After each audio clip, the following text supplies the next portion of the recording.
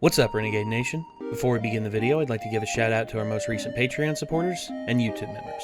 Silverstorm Forge, Marvin Glassburn, Charaday Raider, Sushi Overdose, Saren G. Tiso, Data, Big Geek, Strictly Psycho, Barnard Maddox, Logan Moreau, Eric Smith, Ellie B, Ultra Chara, Amory Dunlap, Joshua Selbishka, Randy Cheney, Fall of Man 20, Sec Clark, Neck, Anthony Greisel, Garrett McKinney, Miss Chris, Arnold, Richard Black, Mr. Happy, Marshall Selden, Tack Cap, Gray Shield, and as always, I'd like to give a big shout out to our executive producers, Joshua Fix, The Gimpster 101, Bevan Brummett, and welcome our new executive producer, Vincenzo. Thank you all very much for your support. If you wish to become a YouTube member, click the join button, which is down by the subscribe button down below. And if you wish to check out our Patreon, feel free to click the link down below in the description to find out more. We'll see you there.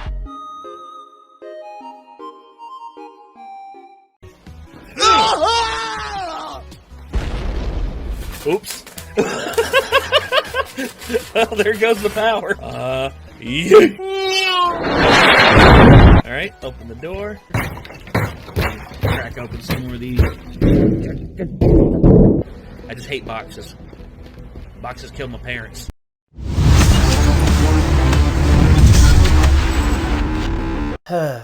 Fallout 4. Oh, yeah. What a game. As in a game that I played through to completion twice.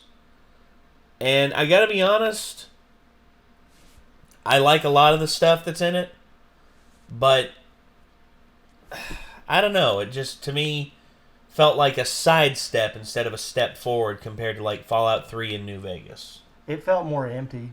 It did, which is sad. They made a bigger map that they didn't fill it with anything. But then again, there's the defense, and I totally get it, that it's a post-apocalyptic situation. And I get that. I get not going to be much, and I totally understand that. Same. But when you go from playing something like Skyrim, Oblivion, even what I've played of Fallout New Vegas and shit, there's like stuff everywhere. Yeah. And it felt like a lot of times in Fallout 4, it was empty. And I'll say this, a lot of people talk about the expansions, you know, the Nuka-Cola world, and the island that's inspired by, I forget the name of it, the one that's inspired by like H.P. Lovecraft and stuff like that. I thought those were like really good, and they added a lot to they added a lot of story stuff and everything. But to me, I can't help but just think, you know, it's an add-on, but it still doesn't fully go anywhere. Mm-hmm. It answers questions in terms of the lore, you know, like the head of Nuka-Cola, and it also answers questions about, like, you know, the detective in Fallout 4, I forget his name. Nick? Is it the robot? Yeah, Nick the detective. Mm-hmm. And I like him a lot. He's probably my favorite companion to, like, play the game with, because he's just always there, always, like, game, and he's capable. Yeah. But again, the whole thing is just, I felt the game had a lot to it, but just not, it just wasn't enough to merit me giving it like anything better than Fallout 3 in New Vegas. And Fallout 3 in New Vegas, I felt, had a more of a soul to it. Yeah. But again, could have also been the time period when we were playing stuff like that. I think also the nuance and nostalgia that's involved in stuff. I've started to feel that way the more that I play Oblivion.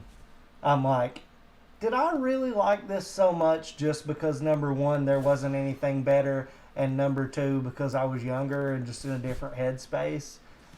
You know, because there's also shit from back in the day that I now appreciate more than I did back then. Oh. Like Batman Beyond. Like, now I appreciate it way more than I did back then. Well, there's things that grow over time. And who's to say Fallout 4 won't receive that as well? Yeah. For instance, I'll say this. Zone of the Enders, when I was a kid, it was a great game. Yeah. I had fun with it.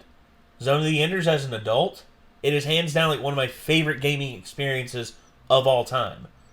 Simply because of the fact that I understood more what was going on as an adult versus what I did as a kid. Oh, yeah. And plus, I see what they were trying to do with it, and I'm like, damn, they literally made an anime in this game, and it works better plotline-wise than most actual anime. Yeah.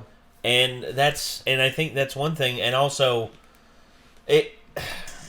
Fallout 3 in New Vegas, there's been talk of rebuilds of Fallout 3 and the Fallout 4 engine, and New Vegas being rebuilt in the Fallout 4 engine.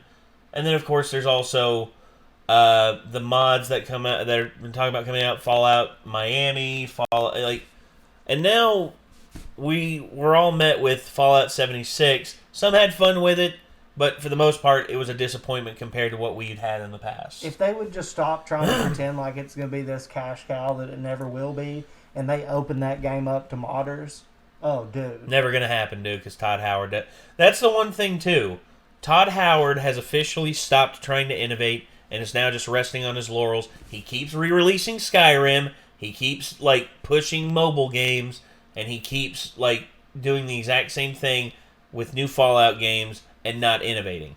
When you stop innovating and when you stop trying to move forward as a creator, then it's time to step aside and take on an administrative role and let someone else who's got that creative drive get back in the driver's seat, and you help guide them in a better way. If I were to hang my hat and be like, I retire, I'm done on Skyrim, I wouldn't be angry about that. No, absolutely not. I would fucking be like, yeah, I was one of the greatest ever. Bye. Yeah, exactly.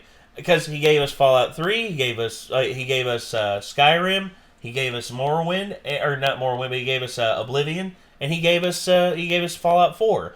Now, I'd say those 4 games right there with him as lead director, great. I would say, all right, you got a good resume or good repertoire of games that you put out. Now your next idea is this. We don't like that. Okay, here's the thing. You take an administrative role, and this guy over here who has these interesting ideas, we're going to give him the reins, and you can help guide him and put him in the right direction. Just like anything for the greats of any variety, they have a really difficult time knowing when it's over. And I can relate to that. I mean, yeah, Muhammad Ali is for me one of the saddest cases, because the man was almost 40 and he was still trying to recapture what he was when he was in his 20s. But that drive is usually the same thing that makes him great to begin with. No, I know. It's just never quit. Knowing when to call it quits. For instance, Bjorn Borg, the tennis player, won Wimbledon I think 5 times and went down and was number 1 player in the world. That's it. Everyone was Bjorn Borg. John McEnroe is also up there as well, but Bjorn Borg is number 1. 28 years old, and he's just I'm retiring.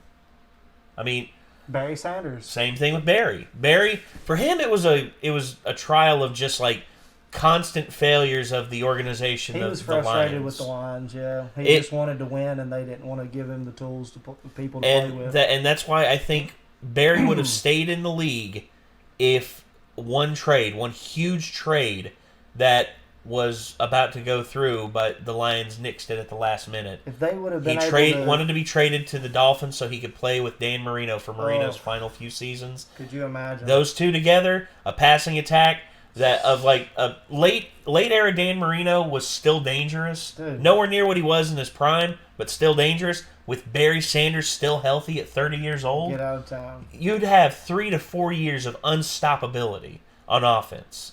You'd have Barry just weaving through, because if he did something with the Detroit Lions line that was god awful with a Dolphins line that was pretty good at pass blocking, oh my lord. Screen plays for him. Just Dan chucking it out to him, and then just Barry getting 20 yards off the run like that, boom. Next thing you know, Barry Sanders has a Super Bowl ring, and so does Dan Marino. But they'll leave it to the Lions to screw that plan up at the final minute. Leave it to fate. Leave it to fate. I guess so. Get an eye on both rings. But anyway, we have the Russian Badger here. He is. This is one of his older videos. This is back in 2016. Jesus. Wow. JETOUT, Revenge of the Guai. Fallout 4. We're here for it. Let's get to it. Here we go. Uh-oh.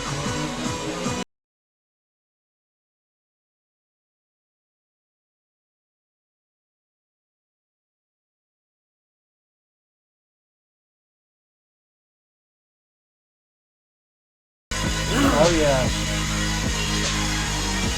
Someone found the ramping slow-mo function in Vegas. Hell yeah.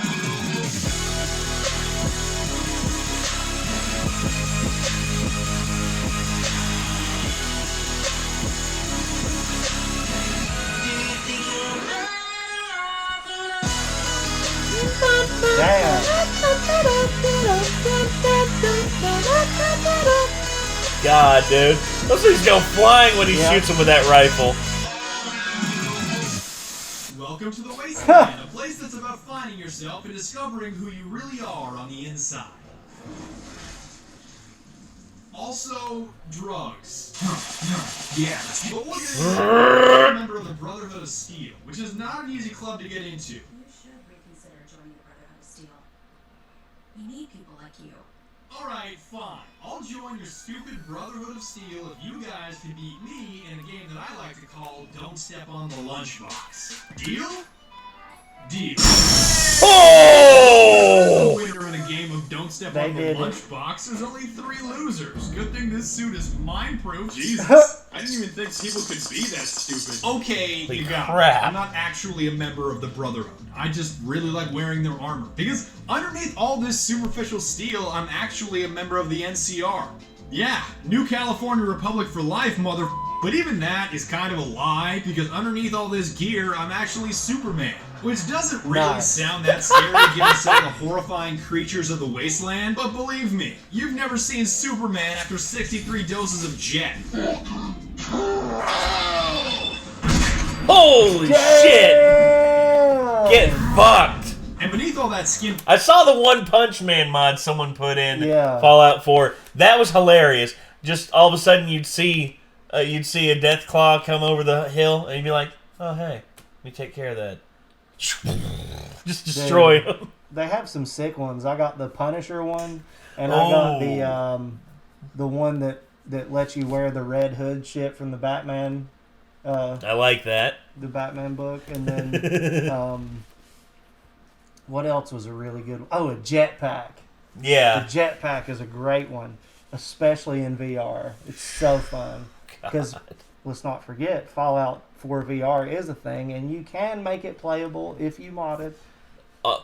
If you mod it. Key phrase there. If you mod it. My favorite mod for Fallout 4 VR, though, is the unlimited hand grenades, because I just go around chucking fucking grenades everywhere. It's so fun in VR. I actually put that mod in there. Every time you chucked a grenade, it would just go, yeah. You'd hear the sound effect. I put it in there for like a game or two, for like a little bit. I was like, yeah, all right. I'll take that out, and there we go. We're good. You can replace the suspense music with Highway to the Danger Zone. It's so fun. It starts up as soon as you see something. Well, I remember the one that we had at one point that actually made me and Quinn die laughing, and actually made Quinn not blow up so many places every time the nuclear explosion happened. And his name is John Cena Abado. You just hear in the distance, and his name is John Cena. That's crazy. I have to try that one out. That one is priceless. Yeah. Me and Quinn were both in the floor rolling. That's hilarious. Oh, God. Anyway, let's get back to this. Tight clothing and majestic cape stuff, I'm actually just a regular guy looking for my son Sean. And some psycho shit. Mostly Sean. I think at this point you already know that's a lie too. I'm not actually just a regular guy looking for my son, because beneath all this skin I'm actually a skeleton looking for somebody to spook. I know, you got me. Gear! The first thing you gotta learn on your journey of finding yourself and your true purpose in the wasteland is not dying. And all that starts with finding the right weapon. My personal recommendation is the 2076 World Series baseball bat. It's basically the most terrifying thing that has ever been carved out of wood. Alright, Jennifer, I've got some good news and some bad news. The good news is my bat's clean. The bad news is it's about to get dirty.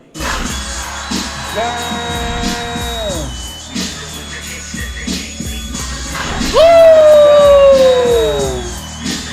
He's going! If you're not a fan of melee weapons, you can always use the 50 cal. It's great for stalking people that argue about sandwiches. Bullshit. You can't just put something between 2 pieces of bread and claim it's a sandwich. Does that mean a loaf of bread is technically a bread sandwich? Technically, yes, but you wouldn't eat it all at once like that, so it doesn't matter. How you hold it matters. Talk all you want, man. You put that piece of my alert meat between 2 pieces of bread. But it still ain't a sandwich. Well, what the hell would you call it then? Disgusting. That's what.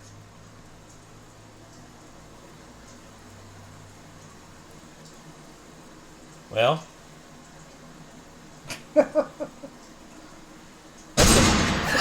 Holy shit! Anything to say?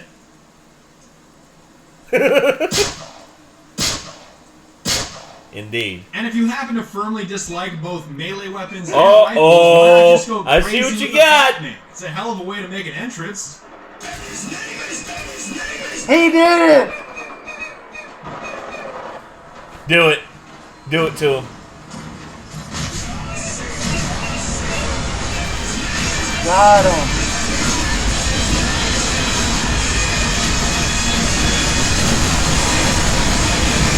Juice. I could literally hear his graphics card dying. Yeah. Oh my god. And his name is John Cena. Oh, I can't believe he actually used it that. echoes throughout time. It does forever and ever. If you're like me, trying to make your way through this game with purely a baseball bat, it's gonna be a struggle. Let's not lie here. So the easiest way to get yourself a leg up on the Guai is to pound performance-enhancing drugs like That's a Tic big Tacs. mother. Come on, Jennifer. How do you forget your laser-proof armor? That's like the first item in any gear list for a raid. Now, glossing over the fact that I'm not taking damage right now because I've taken enough Jet, Psycho, and Fury to kill a funeral home. Yeah, glossing Jesus over that fact. Christ. I find your lack of attention to detail embarrassing. This is going under quarterly review. Yeah, HR's gonna hear about this. Personally, my pre-fight routine is 20 to 30 cans of Gram to give you some energy, then Fury to get my heart pumping, then Jet, then Psycho, then Psycho Jet, and then I finish off with a box of sugar bombs and some Guai meat, just for good measure. Then I'm set to go. Just as the Lord intended. And now he dies. Oh! Yeet. Get In the my fuck opinion, if out. you're gonna go with one drug and one drug only, go with Psycho Jet.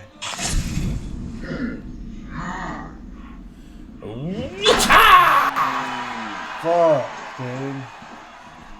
Nailing these motherfuckers. And between you and me, there's Indeed. going to come a point where you get so reckless that it doesn't really matter in what order you take these things. Just spam your inventory every few minutes and you'll be unstoppable. Holy shit. Thanks for the arm. Thanks for the Just leg. keep in mind that these performance enhancers are addictive. No, they're not. Jet isn't addictive. Oh, really? Jet isn't addictive. No. Have you ever tried Jet? Woo!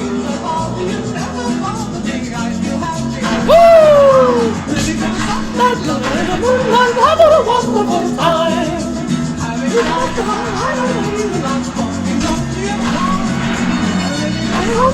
Having a wonderful time.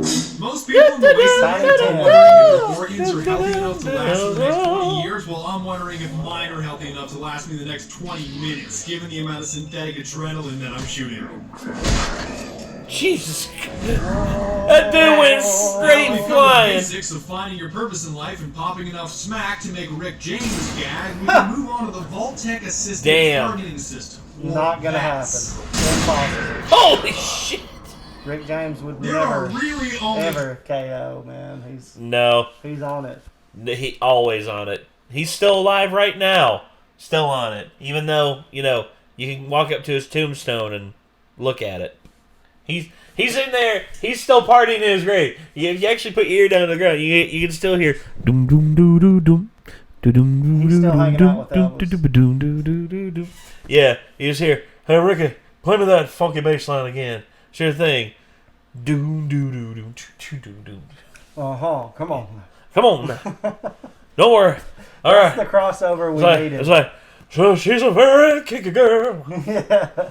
The kind you don't bring home to mother. That'd be so amazing. Elvis Presley covering Rick James' Super Freak. With Rick James. With Rick James. Yeah. I said, she's alright. Oh, she's alright. That girl is alright. Yeah. Yeah. Yeah. Get it, Rick. Yeah, I can just see, like, the Elvis with the pose and everything. Oh, amazing. God. Greatest crossover ever. VATS. Number 1. Know when to use VATS and when not to use VATS. Holy shit! The Guai running at you with such speed that you can't get an accurate shot off in real time? Use VATS. Bye.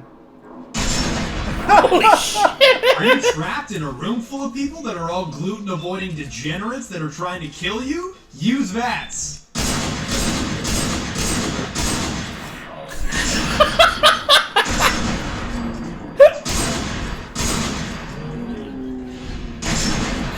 I'm sorry, but the body's bouncing around like a pinball. Like, ping, ding, ding, ding, ding, ding, ding, ding, ding, Ridiculous. Oh, yeah. That just reminded me of a nightmare that I have to tell you about after this video. Okay. But if you're just roaming around the wasteland with a baseball bat, you really don't need to use VATS. Second thing, know where you're shooting. Obviously, most of the time you want to be aiming for the face, but oftentimes there's a better alternative that you're not thinking of. Yeah. That was beautiful. It's like he was never there.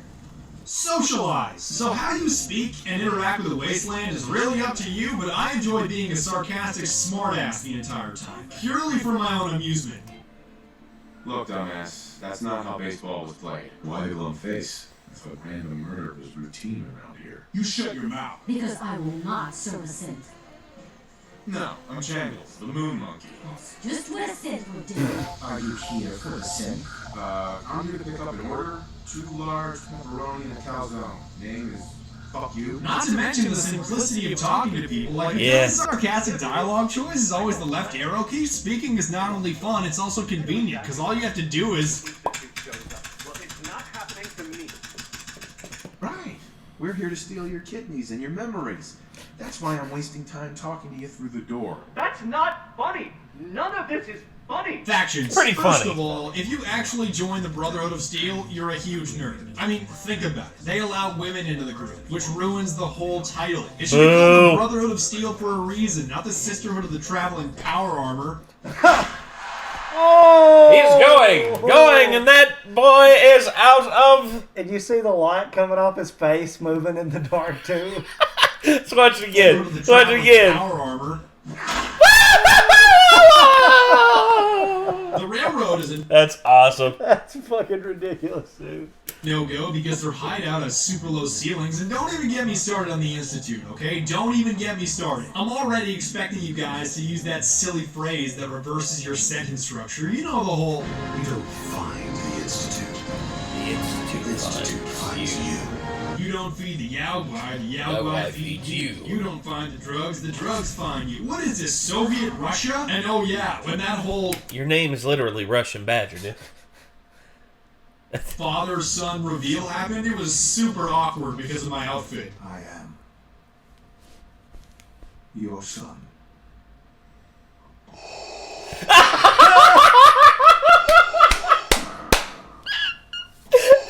Should you get promoted to the head of the Institute and everything will be fine. God. Continue to govern with the best interest of all. Promote me. To that end, Promote me. I am naming my father as my Yes! In your face, Dr. Yes! Poor choice. Roll on my way. Roll on my way.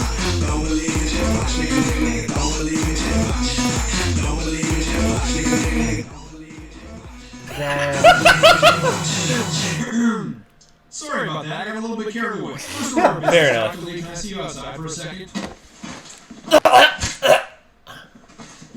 Well then, where was I? There you go. There you have it. There you go. It's like, hey, Doc, can you meet me outside real quick? Okay, so as I was saying. Dude, I knew when he just started wrecking people at the beginning and all that shit, it was about to be nothing but crazy ass shit. Well, dude, Badger is anything. Like, he is always down to just basically rip through shit. You should watch. It's a long video, but you definitely need to watch his Fallout New Vegas playthrough that he did. It is hands down like one of the funniest things I've ever seen in my entire life. Because he, like, his level of editing and the level of just like absolute madness that he does, he literally has himself as like 10 strength, 1 intelligence, 1 speech, 7 luck. His build is literally Brock Lesnar with a pea brain and the luck of, and actually like pretty damn good luck. And it's just like he's literally a moron who is terrible with words, that just like shows up, punches people in the face so hard they literally explode. Beautiful. Walks up, kicks a mountain in the dick because, you know, he can. And that's just basically how he operates. But yeah, Badger having fun. That's always a I'm down for it. Oh, dude, absolutely. And he keeps doing these videos. This is one of his first. I don't know if this is one of his first ones, but this is an early one that actually has like over 3 million views. I'm also going to leave a like on this. I'm also going to leave a comment down below. Y'all need to go back and watch this video right now. You do it right now. Watch it again. Watch the thing. Bang. Do the thing. There it is. Unstoppable Moron makes Nuclear Wasteland noticeably worse. It is friggin' hilarious. But anyway, hopefully you all enjoyed. And I guess until next time, if you want to see more, you know what to do. Hit that subscribe button, ring that bell to stay notified. Leave a like on the video because YouTube, for some reason, is removing likes. I don't know why. It's stupid. It doesn't make any sense. No. Why you do this, YouTube? Anyway, until next time, everyone. Signing off, I'm Nate. I'm Chad. We'll see you then, everyone. Peace out.